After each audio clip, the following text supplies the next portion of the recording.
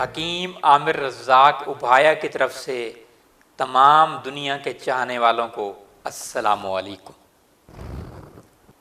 علامہ اقبال کے چند اشعار میں عرض کرتا ہوں، مجلس ملت ہو یا پرویز کا دربار، ہے وہ سلطان غیر کی کھیتی پر جس کی نظر۔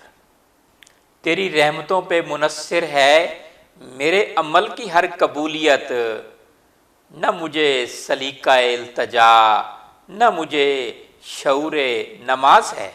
صبح کو باغ میں پڑتی ہے شبنم اس لیے کہ پتا پتا تیرا ذکر کرے باوضو۔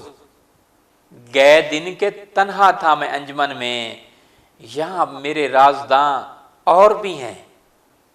خوش آ گئی جہاں کو کلندری میری، وگرنہ شعر میرا کیا ہے شاعری کیا ہے۔ عشق کو فریاد لازم تھی سو وہ بھی ہو چکی، اب ذرا دل تھام کہ فریاد کی تاثیر دیکھ۔ زمانہ آیا ہے بے حجابی کا، عام دیدار یار ہوگا۔ سکوت تھا پردہ دار جس کا، اب وہ راز آشکار ہوگا۔ زائرین کعبہ سے اقبال یہ پوچھے کوئی، کیا حرم کا تحفہ آب زمزم کے سوا کچھ بھی نہیں؟